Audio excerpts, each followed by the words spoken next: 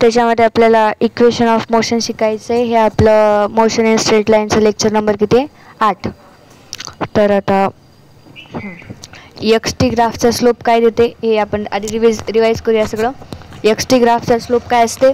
Velocity. V T ग्राफचा slope काय असते? काय देते? ॲक्सिलरेशन. व्ही टी ग्राफचा एरिया जे आहे ते दोन टाईपमध्ये देते, म्हणजे दोन टाईपमध्ये देते. जर म्हणजे वर आणि खाली असं दोन भागामध्ये असेल तर मग दोघांची बेरीज करायची, दोन्ही एरियांची, ते काय भेटते? डिस्टन्स. आणि वरचा मायनस खालचा एरिया जर केला तर काय भेटते? डिस्प्लेसमेंट. कारण म्हणजेच डिस्प्लेसमेंट म्हणजे काय असते? Change in position. आणि 80चं ग्राफ असेल आणि 80 ग्राफचा एरिया काय देते? तर चेंज इन वेलॉसिटी, नुसतं वेलॉसिटी नाही. आणि आपण असं म्हणू शकतो की व्ही टी ग्राफचा जे एरिया देते ते काय देते? Change in position. Change in position म्हणजेच डिस्प्लेसमेंट. तर एक्सला डिफरन्शिएट केल्यावर काय भेटते? वेलॉसिटी. आणि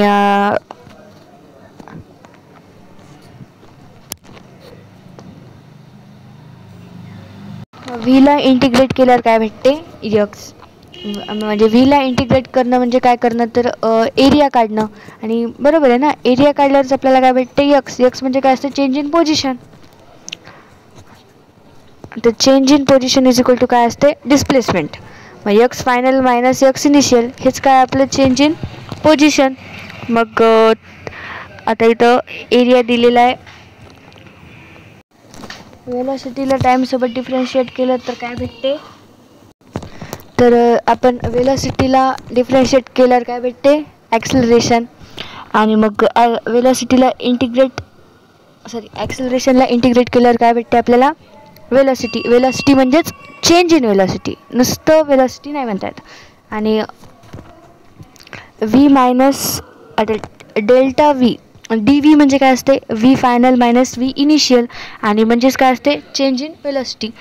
आणि एरिया जे असते 80 ग्राफचे काय देते मग? Change in velocity.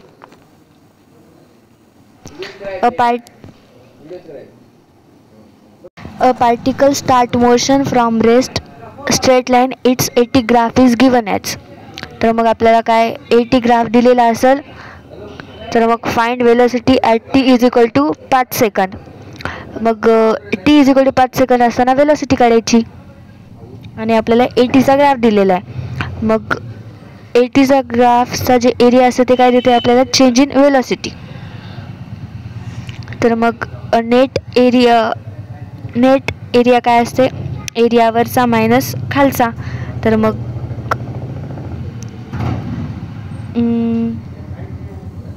वरचा एरिया म्हणजे ट्रॅपेझियमचा एरिया काय असते? 1/2 कंसात पॅरलल साईड काय 2 आणि 4, मग त्या दोघांची बेरीज म्हणजे 6 गुणिले 40. 6नं 2ला काटलं किती आलं? 3. 120. पहिला एरिया किती आला? 120. आणि दुसरं खालचा मधला बेस किती आहे? 1. आणि हाईट किती आहे? 20. मग खालचा एरिया किती आला? 10. मग दोन्हीमधला म्हणजे दोन्ही वेलोसिटी आल्यात ना या, कारण हे 80चा ग्राफ. 80च्या ग्राफमध्ये एरिया काय असते? वेलोसिटी. मग वेलोसिटी पहिली किती होती? 120. दुसरी होती 10. मग डेल्टा व्ही किती आलं? 110. V final minus V initial किती आलं? 110. आणि व्ही इनिशियल आपण काय म्हणतो? 0 आहे, कारण हे ऑब्जेक्ट रेस्टमध्ये होतं. मग याच्यावर आपल्याला फायनल वेलोसिटी किती भेटते? 110. फायनल वेलोसिटी 110 म्हणजे टी इज इक्वल टू 5 जेव्हा होते तेव्हा वेलोसिटी किती होते? 110. कारण 5 हे फायनल टाईम आहे ना. मग फायनल टाईमला जी वेलोसिटी असणार तीच फायनल वेलोसिटी असणार. म्हणजे फायनल वेलोसिटी जी टी इज इक्वल टू 5लाच असणार. मग व्ही फायनल किती आलं? 110.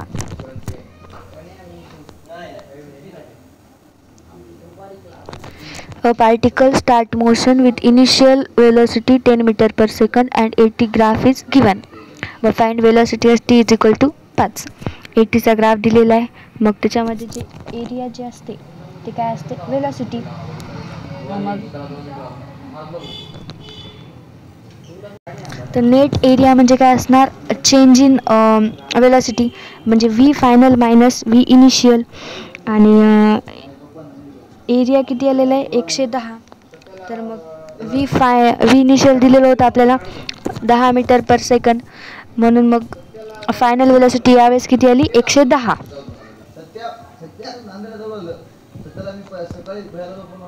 आता इथं जे ग्राफ दिलेलं आहे त्याचा एरिया काढायचा आहे. तर मग ते ट्रॅपेझियम आहे आणि ट्रॅपेझियमचा एरिया काय असते, सम ऑफ पॅरलल साईड गुणिले shortest perpendicular distance. 1/2 parallel side किती आहे 4 आणि 2 आणि परपेंडिक्युलर डिस्टन्स किती आहे 40.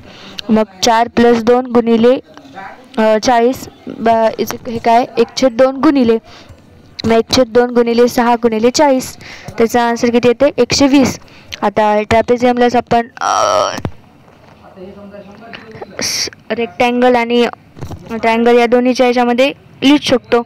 मग A1 किती येते 40 गुणिले 2 किती येते 80 आणि A2 मध्ये ट्रायंगलचा area 1/2 base into height, base किती 2, हाईट किती 40, मग A2 किती आलं 40 आणि पहिल्यांदा A1 होता 80, A2 होतं 40, मग टोटल एरिया किती झाला 120.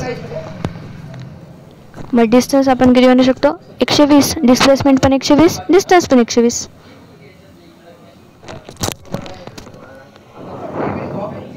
आता इथं काय, a particle start motion from rest straight line it's 80 graph is given as. Velocity काढायची आपल्याला t = 4 सेकंद असतानाची.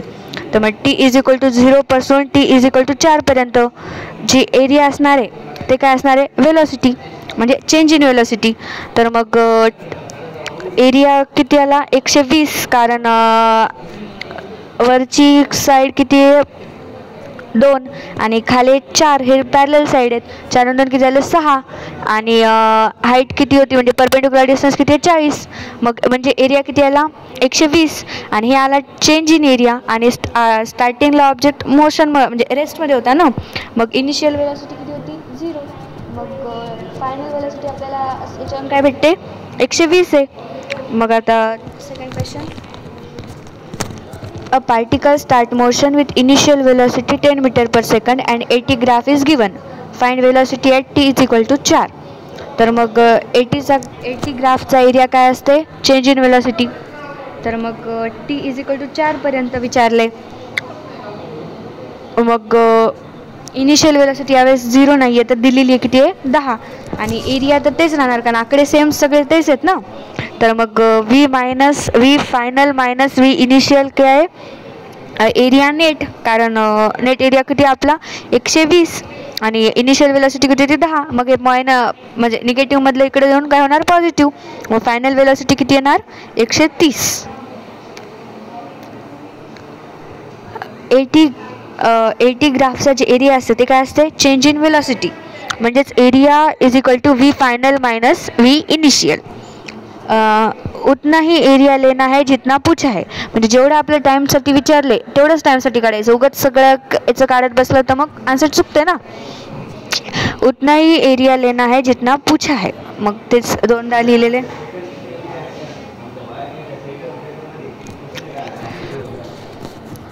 A particle start motion with initial velocity 20 meter per second. Find kinetic energy of particle at t = 10 second. m किती दिले 2 kg. तर मी v final minus v initial केल्यावर आपल्याला काय भेटते एरिया. मग v फायनल तर माहीत नाही आहे, इनिशियल किती दिलं होतं 20 आणि एरिया 1/2 8 + 2 गुणिले 20 मायनस करावं लागणार कारण नेट एरिया असते ना तिथं आणि इथं वेगळा आहे, वरचा वेगळा एरिया खालचा वेगळा एरिया, वरचा ट्रॅपेझियमचा आणि खालचा ट्रायंगलचा. तर मग त्याच्या वरच्यामधून खालचा एरिया मायनस करावा लागणार. तर मग वरचा एरिया आला होता 100, खालचा एरिया आला -20. तर मग आणि हे किती आलं 80 आणि इनिशियल वेलोसिटी किती होती 20, मग ही गेली इकडं पॉझिटिव्हमध्ये आणि मग फायनल वेलोसिटी किती आली 100. आता कायनेटिक एनर्जीचा फॉर्म्युला काय असते 1/2 mv². आपल्याला कारण पहिल्यांदा प्रश्नात काय विचारलं होतं find kinetic energy of particle. Kinetic एनर्जीचा फॉर्म्युला असते हाफ mv². हाफला हाफ, m किती दिले 2, आणि वेलोसिटी आपली किती आली, फायनल वेलोसिटी 100. मग 100चा वर्ग, तर मग याचं सगळ्याचं 2 न 2 कटलं आणि उरलं 100चा वर्ग, जे की आलं एकक दशक शतक हजार 10,000 लाख 10,000. मग कायनेटिक एनर्जी किती आली 10,000. आता सेकंड आपल्याला काढायचं आहे व्ही मॅक्स कब और कितनी है.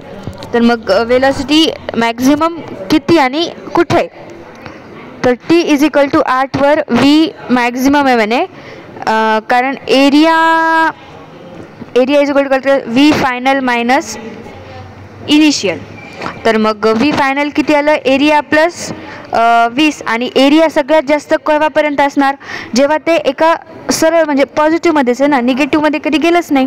मग ते किती सरळ, आता t = 8पर्यंत ते वर होतं, नंतर खाली आलं म्हणजे ते कधी निगेटिव्ह झालंच नाही. मग व्ही म्हणजे एरिया वेलोसिटी मॅक्झिमम कधीपर्यंत होती, t = 8 नंतर. जेव्हा t = 8पेक्षा जास्त झालं तेव्हा खाली एरिया कमी होत गेला ना, आणि एरिया कमी होत गेला म्हणजे ते वेलोसिटी कमीच.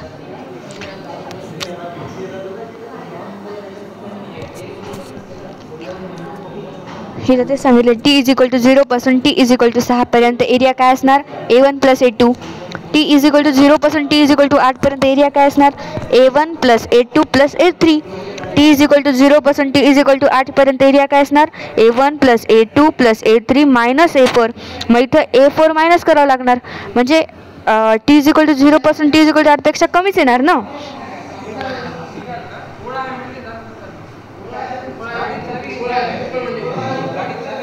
v मॅक्झिमम कब और कितनी है, t = 8 पर जास्त आहे, कारण तेच ना. आता इकडे बघा, t = 0 आणि t = 10 पर्यंत जेव्हा आपल्याला वेलोसिटी दिलेली होती, विचारली होती, ते म्हणजे वरच्या 8 पर्यंत जेवढी होती त्याच्यापेक्षा कमी होणार आहे, कारण a4 त्याच्यातून आपण मायनस करणार आहे. म्हणजे मग सगळ्यात जास्त एरिया कट होता t = 0 पासून t = 8 पर्यंत.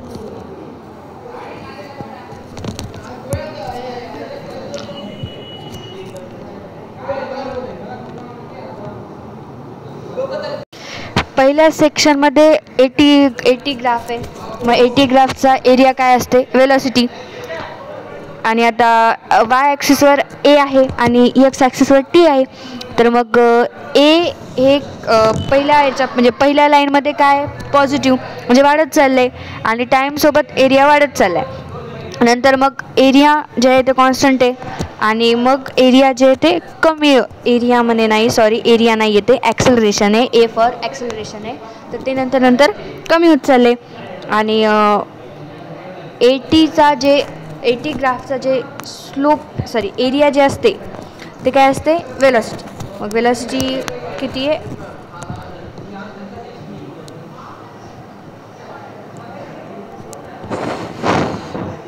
ठीक आहे. आता इथं VTचा ग्राफ दिला आहे, आणि मग VT ग्राफचा जे एरिया असते ते काय देते, चेंज इन पोझिशन. आणि VT ग्राफचं जे डिफरन्शिएट केल्यावर जे येते, डिफरन्शिएशन केल्यावर काय येते, ॲक्सेलरेशन. म्हणजे स्लोप काय असते, ॲक्सेलरेशन. तर मग आपण समजा म्हणलं की VT ग्राफमध्ये पहिल्या साईडचा स्लोप जे म्हणजे ॲक्सेलरेशन किती आहे 10, नंतर 0, कारण स्लोप 0, आणि नंतर काय तर -20. मग ॲक्सेलरेशन कसं येणार, पहिल्यासाठी 10 म्हणजे पॉझिटिव्ह 10, नंतर 0, आणि नंतर -20.